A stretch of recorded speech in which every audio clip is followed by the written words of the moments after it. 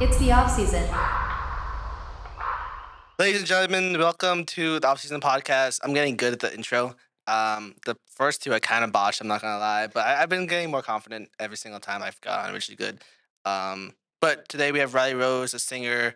She does so many stuff. We used to work together for I don't know a year or two, maybe on and off. Now she just got off playing at the Talk House, Stephen Talk House in Emma Gansett. Riley Rose, introduce yourself. I'm working late because I'm a singer. That's a way to hit the ground running, I guess. Thank you so much for having me. Yeah, I grew up out here and I'm living in the city these days, but coming back frequently and often and splitting my time, especially for music gigs. Venues like the Talk House and a lot of the places that are up and running with live music in the summer are just totally rocking, and it's such an honor to be able to perform there. Yeah, I love your music. Like I think you know that I love your music. And I just want to have you on the podcast to talk about how you kind of because like I've been to a lot of things, but I don't really Yeah. know the how you got into it, like what like yeah. So I this is a chance to get to know you Yeah. and a little bit more about the music side and maybe a little bit more like hobbies and stuff. Like you did a cool comedy troupe in college. Yeah, we're still up and running. Oh really? Yeah, we're off campus now. We're performing around the Oh city. my god, that's so cool. Yeah, But I'd love to get to know, how you got into the music aspect of it, and then we'll get like dive a little bit more into like your hobbies and stuff like that. totally. But yeah, go on. So how'd you get into it? Was it like something that you've always done, or is it something you kind of like sprang into in college? Tell me Yeah. your life story. My life story. So it really started. I started taking piano lessons when I was 7 with Christine Glennon. Shout out to Christine Glennon. She was at my show last night, which is so sweet. She is just a classical piano teacher. So I started playing classical piano, and it was one of those things where at a certain age I was like, I want to quit. This is hard. And my mom was like, okay. And then after a while, I was like, wait, actually, I want to do it again. And I'm so grateful that she kind of pushed me back into it, because the classical training gave me the framework that I had for feeling comfortable playing piano and playing live and performing. So I started writing music.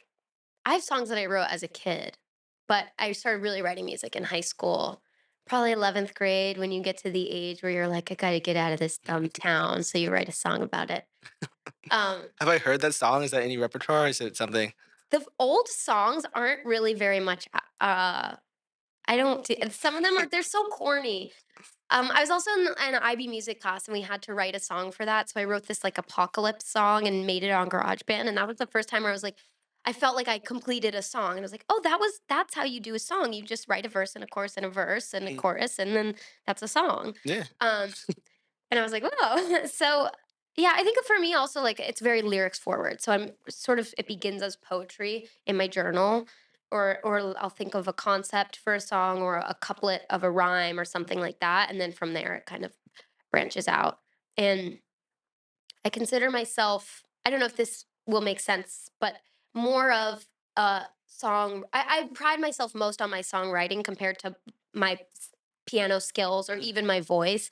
I feel like the thing that I try to work the hardest on and put the most energy towards is the writing and the lyrics and that part of the music. Yeah, that's definitely the most important part. And I love like I said, I love all your lyrics. Like it's at one point I had like three of your songs memorized. Oh, To be fair, like it's because I watched because I was editing like Easton Underground, and then you did two Easton Undergrounds. yeah. If we don't know what an Easton Underground is, kind of like a local thing that we do for bands. But anyway, we had it two times, right? You had Yeah. with Silas and you had Riley Rose and Friends. Yeah. But like I edited like all those, Mhm. and I love the songs. Oh. Like so don't get me wrong, but like I like listen to them like Yeah. so much. So and I like this past show you played a couple of the one like my favorite, and I go Um, to my friend. I'm like, oh my god, it's my favorite song. ah. But yeah, That's the craziest thing about that I've experienced. So I my first show that I did performing my original music live was last December, December 2023, or this past December. So my first show was at the Bowery Electric in the city, and then my second show was at East End Underground. yeah, And I feel like the craziest thing is so many of these songs were written in a vacuum environment, kind of just in my room by myself or in my journals. And watching other people react to the music is the coolest part because sometimes you have, or I feel like in any realm of art, there's a moment of like it can feel self-indulgent. It's like, well, why do people care what I have to say? There's a million people who do what I do and have talents in these areas. Why do people care about my music or why do people care about my words and my whatever? But when you realize that it's not about that, it's about other people having an outlet for feeling their feelings through musical storytelling. It's not about that my story needs to be heard, in that sense. That's probably the most gratifying part of performing stuff. Yeah, I'm always impressed by like how you say like it's not just about the music for a lot of people. You have such a good stage presence. Oh, thank And you. I like it's so like I it's crazy, you know, like I talk about like when you were doing East and Underground and stuff like that, and just the past show, you just have such a like very good attitude about it, and you like make jokes and stuff, and that's something that I really like that you do at your concerts. You know, you make it more like it's not like look at me, it's kind of like you bring your personality into all these songs and stuff. Like when you were that train song, what was it? Yeah, if you were a subway. If you were subway, I love that My song. my NYC diss track towards the boys who've wronged me. No, but I love that. But you like, leading up to that, you see some funny thing. I think it's really funny, Thank and you. like you let your personality show. And I think, you said, I think that's like a main reason why people like enjoy coming to your concerts. And you also put a lot of effort. Like when for the East End, you're the only person who decorated the entire stage for the East End Underground. Like Really? no one else. Maybe they'll put like a cool graphic or something, but Yeah. like you were the first person to do like all the like Th decorations with all like the vines and those like were all foraged from my yard. that's cool. Yeah, you see, you Like, put like effort in it, which is really really cool. I Um, have to thank Jasmine Chamberlain from A Floral Feeling. She's an incredible floral designer, and she helped me. She was the one who gave me the idea, like, what if you had a vine creeping up the mic stand? And I was like, oh my God, yes. And my mom also went out into her garden, helped me like clip every single rose that was on the for thing. Rally Rose. It really is. She also picked my name in addition to the flowers. But so that's also something I feel like I realized as an artist. It's like you're responsible for creating the experience of a show. If you just show up and do the bare minimum, and I don't know, people feel the difference in those things of like Yeah. coming to a place that's set, that's like a world building, storytelling kind of thing. Would do you do the same things like at like the Bowery Electric, or was it something that like was Eastern Ground, like because you were comfortable here? Is that like do you do it other places, or is it just something you tested? I think here I definitely felt more comfortable because I knew everyone here and I kind of knew the setup and I knew how I could integrate that into the setup time. With a lot of the city shows, you don't even really have like today. Like I had a day of a sound check, kind of like I could come in anytime. I also have a key to the building here, so I was like I could come in and do set up my flowers whenever. But like, Oh wait, by the way, we're talking about LTV. Shout oh out yeah, LTV. LTV or LTV. Um, when I like at the Bowery Electric and at the Delancey or pianos or those places, you sort of just show up. You have like a 30-minute sound check, and then you're gone. And there's other artists in the lineup, Mhm. so it's like sort of a rare. That's why also these East End Underground episodes are so special because it really is dedicated to the artist for that show and Yeah, for that night. Because these other shows, it's like you're in a bill and people are before you and after you, and you want to be respectful and not take yeah, up of too course. much space. But I think it's also like it's everything from like what you're wearing to like how your hair looks, like every little detail. It's it only exists when you create that element of it, and people react to that. People like when things are are stylized. Mhm. That's really cool. Yeah, yeah, yeah, that I get it, totally get it. It's just cool. It was really cool seeing you all that, and yeah. So I want to go into kind of.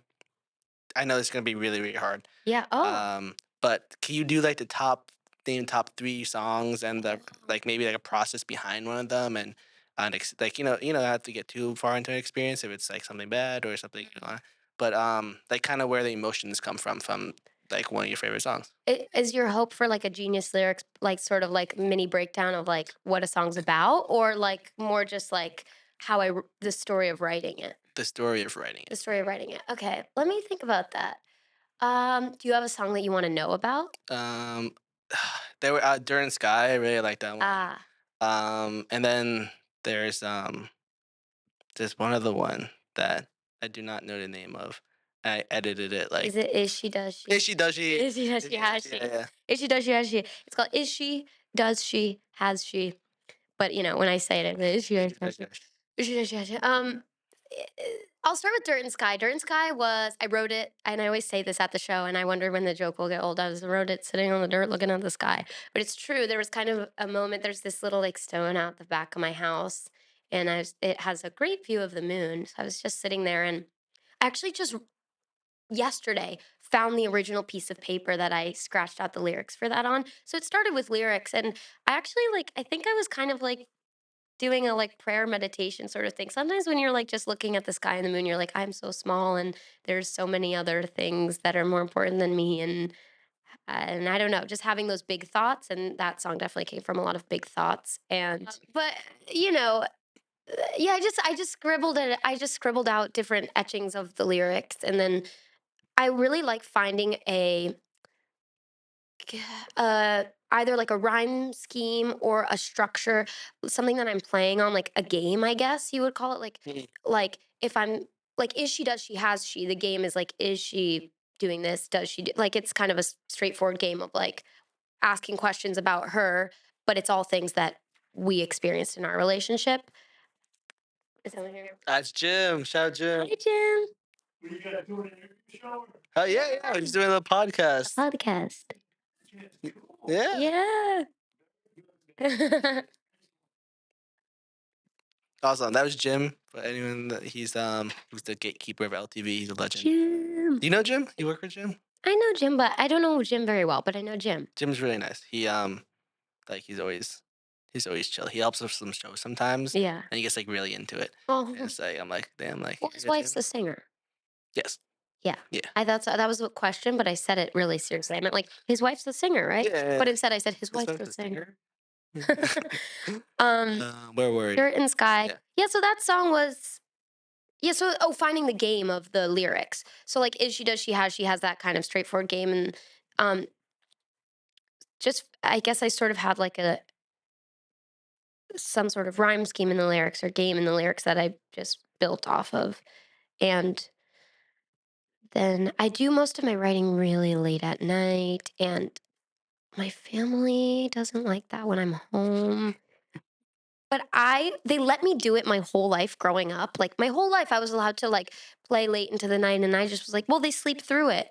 And then one time we had like a babysitter who was staying over with my brothers and or something, and she like said something about it. She's like, "Are you sure that you should be playing?" I was like, "They sleep through it." And then recently my mom confronted me, and she was like, "We need to do office hours for your piano. You can't just do it whenever you feel like it, or we need to get you like a keyboard with headphones," which is fair, but truly, truly, truly, truly, truly, truly, truly, truly, truly, truly, truly, truly, truly, nothing can compare to writing on a real piano. Like at my house, we have a baby grand piano that we actually got from a rental house that they didn't. I played the piano so much when we were renting there that they were like, "You should have this piano." That's really cute. Which is so awesome, and it's like a beautiful white baby grand. Um, and I feel like I write my best music when I'm writing on that piano because there's something that like a keyboard or something electric just doesn't. Hmm. You can't feel the same Yeah, energy it's a different about. tone, different whole, different type of Yeah, vibe there's going. something just like so like you can really like hear the silence around the instrument when you're playing a Yeah. real instrument. So Dirt and Sky was written on that piano. Is She, Does She, Has She was written in my notes app of my iPhone. Um Ooh. yeah, about a past lover. And it's probably out of all of my songs the most on the nose. Whereas some of the other songs I've actually I had this happen to me recently. Someone in my life was like, "Is this about?" Thought a song was about something completely different, and I was like, "Oh my god!" And then I started paying. I was like, "Everyone will think it's about this," and also like you have to kind of relinquish some of your control over what Yeah. people will think you're saying. But uh, I have definitely experienced like, and I've thought like, I was like, somebody might think this is about this, or like, I hope this person doesn't think this is about them because that's not nice. But this is probably my most blatant song where I'm like, probably this person and everyone this person knows, and everyone who knows me and this person would be able to figure out who. Mhm. I'm not, this is not a challenge to people to try to figure out who it is. But I'm just saying like that song was definitely the most on the nose and really specific, which it's also like that's another weird part of being a singer-songwriter is sharing stuff on socials and like especially stuff that's like recent or knowing when the right time, like how long do I hold off from posting this because somebody might see it or somebody Yeah. might like whatever. It's like a weird thing that I feel like it's there's no right answer. It's like, oh, should I not share this just because I'm worried about that? I don't know. It's a weird thing. What do you think? I What's your I don't write songs that like I don't know. Yeah. Um, I guess the closest thing would be when to post something on Instagram, but I really don't. Yeah. Totally different things, totally different things. Anyway, so you like to thrift right now. Yeah. How much of your outfit is thrifted right Oh, now? that's a great question. This sweater my roommate Kate gave to me, and she's an amazing she didn't design this, but she's an amazing fashion designer Mm. and she is amazing and she sometimes she's working on making a dress for me to perform in, Mm. like a sailor style dress that's blue, navy blue, like silk and other types of materials, and I'm going to perform in it. So, shout out Kate for giving me this sweater. This is my mom's hat. This is my grandma's ring. I got these shoes from a thrift store out here that I'm not going to name because it's actually the one that I gatekeep. Like, I'll tell you about LVIS, I'll tell you about the retreat, but I'm not telling you about this one. And I got them for $12. Should I show them? Is that weird? Yeah, go for it. Yeah. Okay. These! Ah! $12! Look at it says. They're vintage. Oh, wait, the sticker. That's embarrassing. The stickers are still in it. That says vintage. Susan Bennis Warren Edwards. That sounds like the name of my like pre-K teacher. Um, I'm actually not kidding. Her name was Miss Edwards. Exclusively for couture collection. Thank you. Handmade in Italy.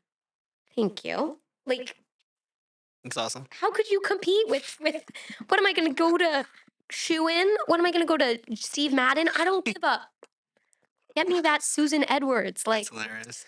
yeah, I love some, but you know what? Also, in addition to loving thrifting, I've sometimes been like, I just get so sick of it. I want new clothes that fit me right. But ultimately, I do love thrifting. Yeah. That's I do not thrift at all. I have the same jeans that I've had for like 3, 4 years. Um, and now I'm down to 3 jeans because Three jeans. I used to have 4 jeans, and then someone threw away my other jeans. But I we've think been Three Jeans should be a band name. 3 jeans, Three Jeans. like the 4 jeans. Hey, what's up, guys? We're Three Jeans, and tonight we're gonna be playing a song for you of someone threw out my other jeans. But are you the type of boy? Well, not to say that this is a boy thing, but I've actually noticed that a lot of my friends that are boys, yeah, I have a lot of guy friends. Like I just like love Whatever. hanging out with guys. I'm just like that kind of girl. Um, but are you the kind of boy who wears what other people buy for you and that's it? Yeah, yeah. I haven't done my own shopping in years. That's crazy. Each either like a girl would buy me a shirt, or my mom would buy a shirt. My sister, but my sister bought me like 5 shirts for Christmas, and Yeah. that's where I get my, like for Christmas. I literally asked for an extra pair of jeans because I don't have Because 4 jeans anymore. I need 4 jeans oh my and god, long sleeves. that's bananas. But also, but this like I do like I kind of like I design my own like Oh, stuff. So this is that's cute. shout out Esli Escobar. But me and him did like a collab Oh, I love it. for it, and then actually coming out with like off season T-shirts Oh, and cool. stuff. And I want like a T-shirt or like crew necks, and I I love want to it. give it to each guest that I interview, I'm which would gonna be get cool. one. You will probably get one in the mail. Yay. Um, But yeah, I feel like that's a common thing with Yeah, I know two, maybe I know definitely 2 guys that will do their own shopping, but other than that, like no, like I no other guy that I know. Will be like, oh, like let's go, like let's go shopping. this is what I got. I like. like Old Oh. Navy or like and I'm like, and then Yeah. Well, that's why I feel like when you become when you're a girlfriend in this well, when you're a girlfriend to a man in this society, it's like you have a lot of work ahead of you because it's not only are you a girlfriend, you are responsible for making sure that this person you're with has clothes, like it looks good and has looks five good. jeans, five jeans that you approve of, and hopefully more than five shirts. But, these are the things that or when you become a mother, I guess I'm just hopefully closer to being a girlfriend than I am to being a mother. I hope. But you never know what order it comes in. Oh god. No, Anyway. shout out to all the girlfriends who clean up after the boyfriends. Yeah, shout out to them. I But I won't be doing that work. Are you like what's it called as a girlfriend, or are you like what type of are you more an active, or do you like doing like random things? Are you more like strict? Do you like going out? Do you not like going out? Do you what's your personality My as someone in a relationship? Like, I like just what want role do you to take? I just want to have fun. Like I definitely I like to go do stuff. For me, it's like really I just want to be able to do nothing together, but do everything together. I love doing nothing. I Yeah. literally love doing like sitting on the couch watching TV. But also Um, at the same time, I will say I'm not a big TV watcher. So really, I don't really want to like sit on. I would sit on the couch with someone, but like when I say like do nothing, I mean like go run errands. But like I think the best is when everything and there's friends that I feel this way about too. It's like my favorite types of relationships, period, in life are people where you go anywhere and it feels like an adventure. Or it feels like you're like doing something super exciting and fun, even if it's like going to the grocery store. And I totally agree. Yeah. yeah, that's how I feel with my roommates right now. Like we laugh.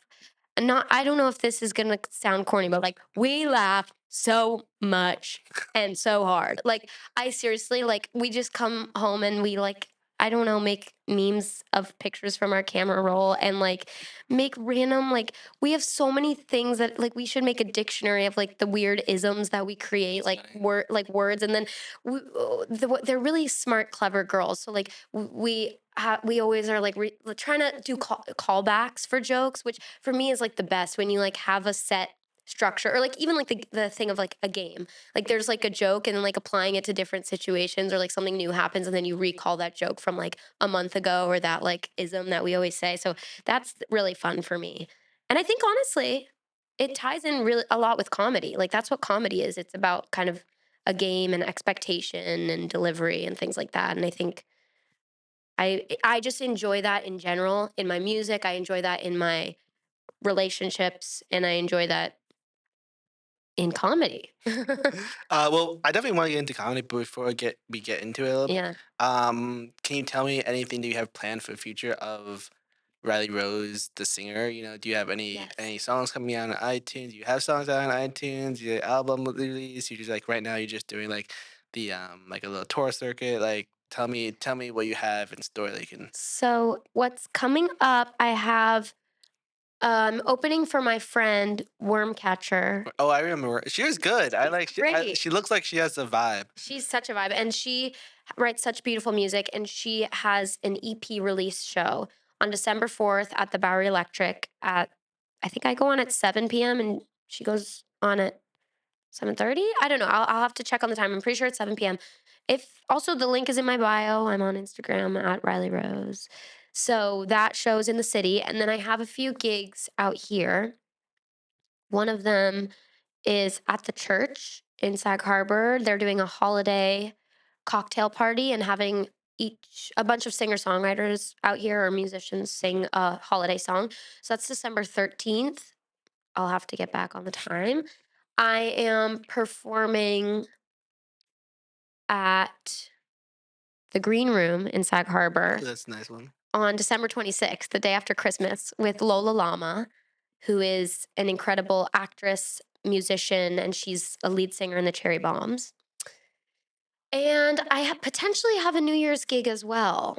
That's unconfirmed, so I don't know if I can share that yet. But those are the gigs coming up. I'm also working towards an EP. So trying to lay down the tracks and get it together because I something that I feel like I it's the next step is having stuff up on platforms. I do have a live album up right now, which is from my show at the Delancey, but I definitely want to have the legit produced piece of work with all the songs I've been performing recently. Working towards that. So hopefully in the spring that will be ready. And aside from that, I'm hoping to just be performing more. Also hoping to open for people. I feel like I really enjoyed opening for No Sailor last night at Talk House because first of all, it's great because you are just able to learn so much from the headlining group. I feel like having a band that you're opening for, you just kind of get a sense of their process and their work, which is really exciting. And also, I think it has the potential to just help me meet a bunch of new people, meet But other they had musicians. them. You performed in the show, right? With them too, yeah, yeah. Yeah. So, like, that's the other thing is fun. I got to sing back up on a bunch of their songs, and hopefully, I'll be able to do that again. I would love to perform with them again. So, yeah, hoping to open for people and keep performing live. I think I might be out here for the summer. Oh, nice. That'd be And cool. yeah, my hope is to really just stack a bunch of gigs and be doing a lot of music, which, funnily enough, funnily, that sounds like it shouldn't be a word, but I think it is. I wasn't really expecting music to be something I was doing so frequently after graduating because I graduated in May. Yeah.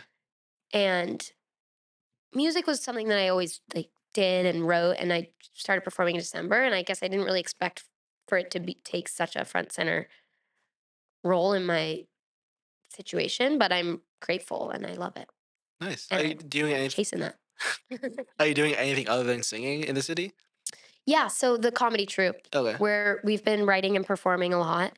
We've been at UCB and the People's Improv Theater and Caveat, some of the downtown comedy venues. And we're going to just keep doing more shows in the city and that's a group of 11 people and we write musical sketches. And it's cool. We've also done a few spots. Certain people will plan shows and I guess give different slots to different comedy groups Mm. to do like a 10-minute set or something. So we've done some of those, which is cool because it's the same thing where you're meeting a bunch of other comedians and seeing a bunch of other sketch groups. So that's been really cool. And I really love that. It's also like a kind of a way to diffuse the earnestness and seriousness of my own music Mhm. because it's the total opposite. It's like Yeah, 'cause I very saw you guys perform at like the whatever that thing was, and you guys were. I thought you guys were funny. I feel thank like you. it took me a while. Not. I was like, I'd never seen a comedy show, so I had no idea what to expect, Yeah. and it took me like a second to To figure out the yeah, figure vibe. out the vibe. Well, Yeah. the thing is too, it's a lot. Everyone, first of all, like everyone in the group, I admire so much as a writer and as a performer. So there's this kind of mutual respect and excitement about everybody else's work that I think makes the group really work well and have really great chemistry. But it's very niche in the sense that a lot of what we make fun of are musical tropes of the musical theater genre. Mm. So like a lot of times we're like leaning into things that are recognizable to avid theater goers and people who are really familiar with that stuff. But we also do other genres. Like we just did I'll have to send it to you. We did like a Charlie XCX style song about insomnia slash OCD. Um, so we just try to play with other stuff too. But that's been really fun and exciting. And yeah, I feel like I also try to, what you were saying too about like the way that I try to talk and stuff on stage, I feel like I try to incorporate elements of comedy Oh into yeah. my serious music. Yeah, I mean it works. Like I'm glad it like reached I told out. you, like I enjoy your concerts because that's I love like the personality. That's what, and Thanks. whenever I tell you, like I don't talk about you. Like when I talk to people about you, I was like, oh yeah, like one of her big things is she has a really nice personality, Oh, and yeah, especially on stage, like you can totally see it. You can totally like get the vibe and feel like you've been friends with her for like a while, which is oh, fun. that seriously means so much because I feel like that's all I could ever hope for is No, that yeah, that that's that you comes did it really across. So, good. and Um, it's not fake either. Like I'm not just trying to be friendly like on stage.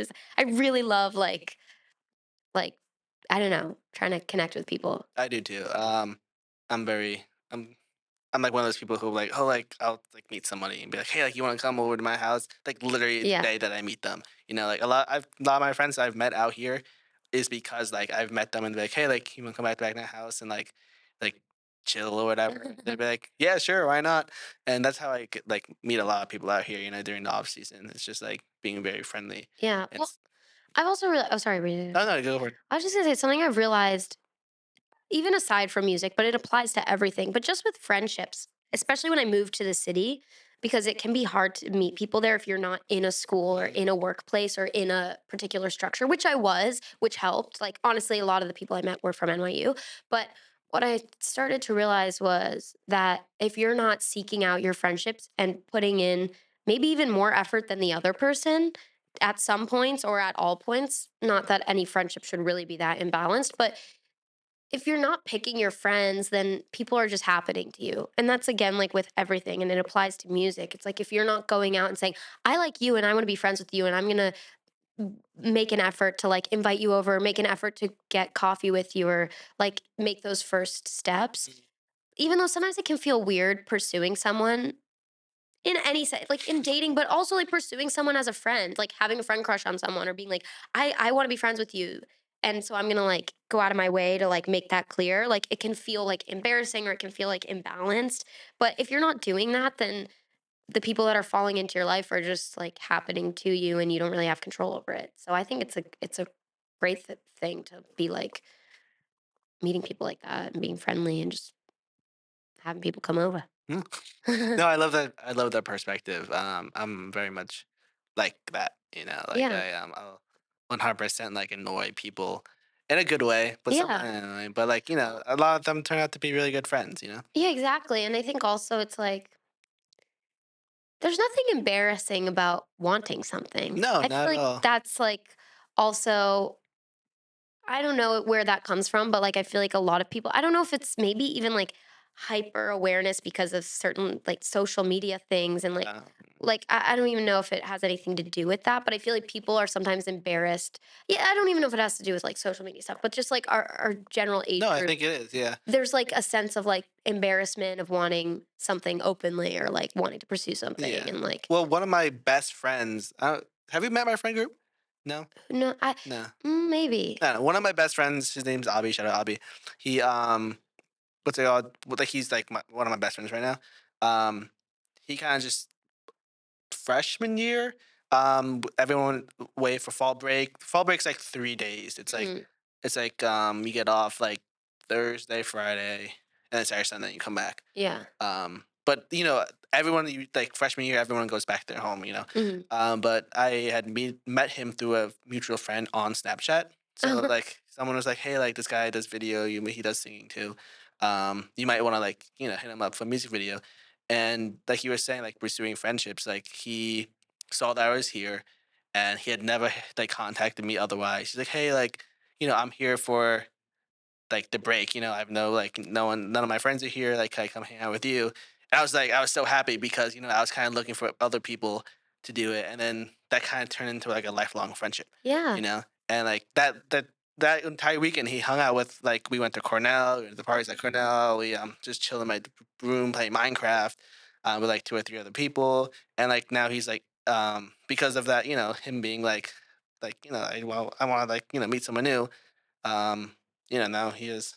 Oh, Yeah. yeah, Now he's in your world. exactly. He's a Yeah. great singer, by the way. Oh, Yeah, really? Yeah, I'd love to see it. Send me his he stuff. I want to watch. he has like an album too out, but he doesn't perform live. He's Mhm. really good at performing. He also has a really good stage presence. Oh, cool. He reminds me of like I don't know. I had a musician in my head and it kind of just like left my head. Anyway, Mhm. so you've performed at a lot of places. What is your favorite place and why? LTV, of course. Let me think. Um, I well, there's a few. There's so LTV. I mean, that was like an awesome show. Mhm. Also, I feel like this is kind of my home for many reasons. Also, just because I worked here for so long and just love all the people that work here, and I'm so grateful for their support and Mike's support and all of that. So, Mike was looking forward to seeing it. I was like, oh, like he saw me like is putting he in the here? cameras. He literally left like 5 to 10 minutes before you came. He's like, oh, like it's Riley. I was like, I'm interviewing Riley Rose. She's like, Riley Rose here. I'm like, she'll be No. here soon. And then he had to go. I'll call him because we were texting and I told him I was gonna come visit. Ah, I feel bad. But anyways, LTV, I mean, that was that was a really special show because it was also, I mean, like like you were saying, like the decorating the stage, and then I had a bunch of my friends from my comedy troupe come see the show, which I was nervous because I was like, what are they gonna think of it? But that was really exciting for me. So I would say that show I really loved. Um, Talk House is so cool to be there because it's like epic and something that's like kind of been on a bucket list. Was So that the first time performing there? this is my second time. Oh, And hopefully many more. I hope. Another place I really like out here is Kid Squid. it's good. Kid Squid's awesome because it's just beautiful. Like it's tucked in the garden center, so there's flowers all around and it's just like stunning. And then there's just such happy vibes and there's something kind of nice that I enjoy about it's just a totally different thing having a solo show versus doing kind of background music at an event or at a brewery like where people are talking and drinking and the half paying attention to the music, but I almost like that because it kind of takes the pressure off in some ways, and you can kind of just like be a part of people's experience, and I don't know, just like happy, chill vibes. So I really like performing at Kids Squid too. Nice, Yeah. nice. What about the city? Any? It has like Mm. In the city, I really liked the Delancey was really cool. The Delancey had a really cool kind of like bar like layout set up. It was awesome. I think I really liked there's, like, some places that like, I've done sort of the late night venues of that, like or some of them, not all of them, of course, or anything near all of them, but the Delancey, the Bauer Electric, and Pianos are all kind of, like, late night Mhm. venues that are, like, a stage, and then there's space for, like, almost like a mosh pit, or it'll become, like, a dance party on Saturday nights, which is interesting for my type of music because my music isn't, like, indie rock. Yeah, yeah. So I think I'm excited to find spaces in the city that are maybe a little bit more tailored to like a lounge vibe. Or there's this place called Desert Five Spot, which is really cool. It's kind of like a country honky tonk bar. I'm not quite like honky tonk, but I'm like maybe I can like get a little set list together because that place seems really fun and cool. That's cool. But yeah, I think yeah, that's a goal of mine is like to find the right style venue for my music and like be able to run with that. Nice. Can you? I'm always curious about how musicians get their first gigs in the city. Yes. Can you walk me through what your first gig was? Or major? It doesn't have to be your first gig, but your first, Yeah. what you felt like your first like major gig was in the city, and Well, how'd you get it? Was it through someone? Did you just hit them up on Instagram? Like, tell the story. this is the first gig Mm. was the Bowery Electric map room. And there's this site called Gig Finesse and they book you. You like apply and you send them your materials and it's particularly I think aimed as a way for people to get started. Like if you have no ability to like connect, Mhm. they kind of facilitate that for you. So that's how I got my first gig. And then after that, my second gig in the city was the Delancey. And that they somebody reached out to me on Instagram. I was like, "Is this real?" They were like, "Hi, I book and I want to book you." And I was like, "Is this a scam?" And so I think I asked them. I was like, "Are you a real person? Is this real?" And it was real. And so I booked through Do them. you think they get that a lot? You know, you think there's a DM and they're like, Yeah. And then what I did was I called the venue. I was like, "This person is contacting me. Do you know who they are and is this that's smart. okay?" That's really Yeah, I smart. was like, "Am I actually on your schedule?" And it was true. So I was like, "Okay, cool." But what I realized is yeah, like there's these like I don't know, it's also like you can just reach out to the venues. And I've done another show through a company. I won't name the company. I was kind of like, meh, like they put a lineup together. And I just sort of realized like if you it can be a helpful thing to like to meet other musicians, but if you know other musicians, or even if you have like two like have a friend who's a musician and know a band, then you can be like, let's put a bill together with the three of like you can kind of Yeah. pitch yourself to a venue, say like, oh, I have like these three acts. What Mhm. like do you have availability? Yeah. And the thing about the city is I feel like it's not knock on wood, I don't know, like it's not very hard to book a show. it's hard to stand out. Mhm. Like, you could play at a venue that all the greats have played, but all the also people who didn't become greats have played. Like it's like, you know, it's a grind and you just have to, I guess, put a lot of time into like playing all these places. And I have like so much to learn because I haven't even come up on a year of performing my music live. Yeah, I mean, it's great. You have a great resume. Like Yeah. even that's only not even been a year. I feel You know, hashtag blessed, blessed, blessed, blessed, blessed. that's Seriously, like awesome. so grateful. And but yeah, like I have so much to learn and I'm still figuring out like what are the uh-oh, what died? Oh, your light. My light. Can you go turn my light? Oh yeah. It's right there. Which one? I really don't know. Just press that button right there. Yeah. Why did it die? No Oh, idea. the heating. But yeah, I have so much to learn and I think I'm still figuring out how to break through. And it's I know it's not an overnight thing, but I'm like, what are the because it's also like having an audience outside of your friends and family Yeah. is That's a really important. huge thing. Yeah. Like, how do you build this network of people that are like, oh yeah, we're going to the Riley Rose show or whatever. Like, Mhm. um, and I think a lot of it is just grassroots. Like, at show after show, you kind of collect people who are like, I want to catch your next show. Um, That's cool. Yeah. What's it called? I've had the same. I DJ. mhm, It's kind of the same exact thing, except with you, you have like all these originals, which is awesome. Everyone can be a DJ, so it's really, really, really yeah, hard to stick out. yeah, I'm not like I'm not like trying to make DJ my career, but I made myself stick out. I played at the Talk House, I played at yeah, the Room, the Clubhouse, I played at some like I played at a lot of places out here, and it's like the same thing. You just gotta know people, gotta like know the game. And I was fortunate enough to have two, three other DJs that taught me mm, that could get me gigs. yeah.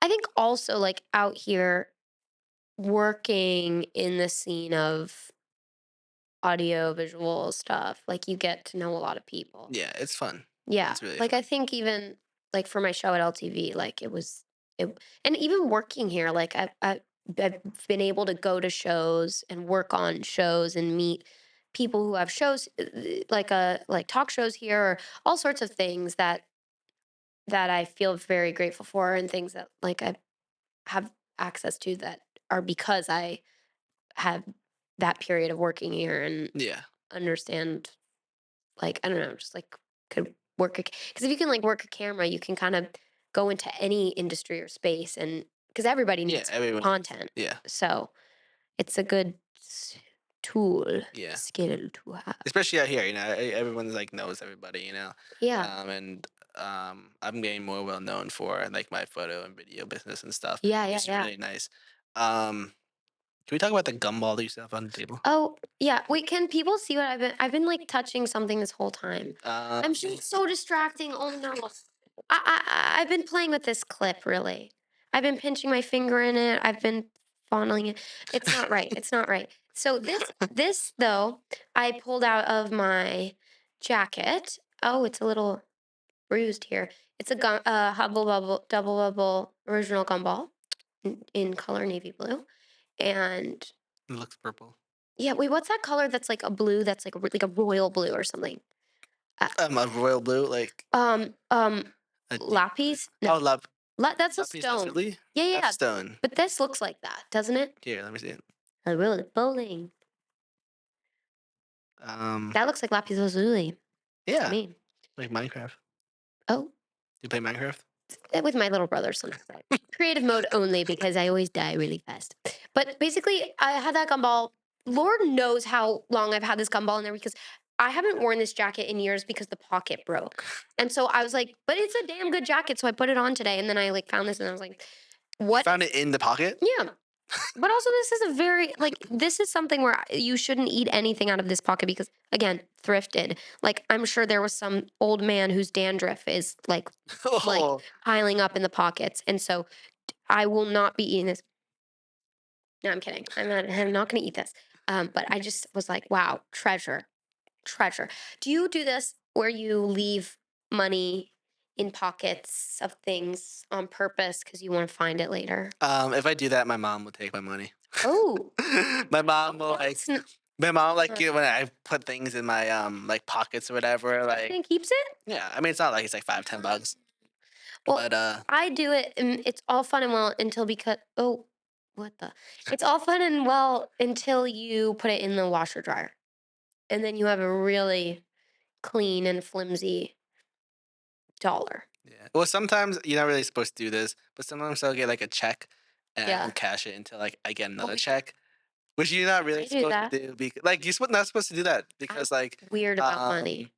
I'm like really weird about sometimes it. like you don't know like you know like the booking thing like you may like get the money may be going out so it's like more accurate for the Oh, bookkeeper's sake of the person bookkeeping. who Yes, gave because you I'm the check. a bookkeeper. No, I mean for the Yeah. so like say like you know I got hired to do like a job for like you know a guy and they gave me like a check and then they check their account and then they see that you know it's like say 300 bucks and they gave me 150 bucks. They may think that it's like they have 350 bucks because they would think that I already cashed a check. So then I had to go to cash a check and you know it'd be See, like this explains because I worked at a place and then I stopped working at this place. This is not LTV or anywhere local.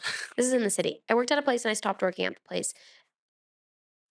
that's cool. And I had, I'm not going to say, but I just basically, they were like, we have money for you. And I wouldn't go pick it up. And it was like a mental block thing. It was like, I was like, I don't want, like, I can't explain it. And maybe this shouldn't even really be up on the air, but, um, it ended up that my mom and I, we were having an emotional moment outside of our car, um, in New York on the street. And it was out front of this place. And the guy comes up and he's like, I'm so sorry to interrupt. And my mom and I are like on the Yeah. verge of tears, like looking at him like, what? And he's like, you forgot you haven't been getting your money and you just like you have to take it. And there was a check and there was also a wad of cash. I was like, cool, a lot of cash. I'm like, maybe this will diffuse what's going on here. So I'm like, let me count my cash. And my mom and I are still in our emotional moment. And I'm counting the cash and it's $6 in singles. And I'm like, you really interrupted this sensitive moment to give me $6. And the check did have more. The check was worth it, but the story really works when it's just six It's just dollars in $6. singles. Yeah, that's fine. Um, I'm really weird about money. I don't have good instincts about it. I don't. It's not like I spend it a lot, and I actually like burrow. Like I save, save, save, save, save. But I have a lot of cash, and I hide it in weird places. I'm like a woman from the Great Depression, truly. I'm not cutting holes in mattresses, but don't check under my mattress because you might find some. Seriously, like don't go over to my house and be looking through things because there is a chance that every drawer will have just a little bit of cash. See, I used to carry cash around all the time. Like Mhm. literally like I'd be the cash guy. Now I don't. Why? I don't know why. You should have cash because Well, you everything I never get know. paid is everything I get paid in is checks, and I don't want to go check it. Yeah, yeah. Well, that's why when I have cash, I'm like, I'm keeping this as cash. You know what part of it is, and maybe this is girl math, maybe this is just Riley math, but it's basically like I'm like, okay, so what is my cash? It's like my emergency, emergency, emergency, problem money. And I don't want to count it. I just keep stashing because I'm like, I don't want to know what's in there because then I'll behave as though I have How that about yeah? money. I'm like, let's not tell our. That's how much That's distrust I. smart. It's smart. And No, yourself. it's not. It's not even. It's not. I don't distrust myself, and it's not. I I don't trust haven't myself. given myself any reason to distrust myself. I really don't like when I was working here and living at home. I would shop more because I was like, not paying rent. I was living at home, and so it was like super chill. But now that I'm living in the city, I really don't shop very often. Like these $12 shoes were a big deal for me. I don't Like, shop at all. Like I well, mean, clearly so you what? just wait for people to buy you like Christmas So gifts. what I do is I take what this is boy math for you. Yeah, This is take I would take what I either make would have spent in I don't want to say rent because that'd be a lot, but like in like clothes or let's say like rent a little bit because I yeah, don't pay rent, a little bit. and I would spend it. I'm really good at not doing this now, but during the summer is a real problem. Yeah. I would spend it like say the rent's like I'm gonna say. Anyway, Yeah, sorry, yeah. tangent. Let's see what amount you're about to drop on But this. like I'll like spend it on like going out, like Mhm. dinners and stuff like that, and then And you're like, "Well, because that's rent." yeah, that's like if I were to pay rent, this is what it would be, and It's math, that's real yeah. math. But then I'm like, wait a minute, like I can't, But like it I'm also supposed to be could saving money right it now. also could not be rent. It could also be the fact that you're not paying rent and you could use it. But yeah, Exactly. but it's true. It's like we've got to treat Yeah. ourselves to enjoy this life. Going out like to dinner, like to restaurants and stuff is like the bane of my existence living in the city because this whole social culture in the city is based around going to get coffee, going to grab drinks, or going out for dinner, or let's grab lunch, or like, what are you doing in late morning? Let's just like grab a bagel. Or that's fine. Bagels are fine. But you know what I mean? It's like the social culture is built around let's go somewhere. And that usually includes spending money. Like people aren't like, I mean, people will sometimes, very rarely, like people who are cost effective will be like, let's go on a walk. But also, you're walking around the city and you're like, I need something to drink. Like Yeah, you can't like what you do you can't just avoid it. You can't walk avoid it. down Avenue A because that's pleasant to just like walk down Avenue A. Like, no, you have to get a juice from Juicy Lucy's and like, I don't know. But like that's something that yeah, in the city it's the whole social world is based around that. Not the whole social world, but you know what? I think it is the whole. So it's Also, this is to say, like, that's a very specific lifestyle in the city. Like it's obviously not everybody is doing that and it has the ability to do that. So like it's it's a narrow window. But a lot of like my roommates like it depends on who you're surrounded with. But like like my roommates have regular jobs, not artist jobs. So it's like I'm the artist roommate. That's like let's cook tonight. what do you like? What's your favorite thing to cook? Are you a big cook? I like when my roommates cook. No. I like to cook. Well, I have like one meal that I eat that I make for myself all the time. And it's the same thing, but with lots of variation, but it's the same thing ultimately. Roasted Brussels sprouts, roasted chickpeas. Maybe sometimes I'll do some sweet potato, maybe an egg, or maybe it'll be tofu, or maybe it'll be vegan Italian sausage. So, like any type of that protein and then like it could be kale, it could be Brussels sprouts. I just put it all in a bowl and then I coat it in mayo and sriracha. And then I crush up chips, whatever chips are in the Ooh, that sounds good. cupboard, but usually like potato chips are my favorite. So crush up potato chips, put it on top. That's good. And that's pretty much the only thing I make I was a really big sometimes. pasta guy. I'd make so much Oh. pasta. Like I don't eat anything on my pasta too. Like it just Oh.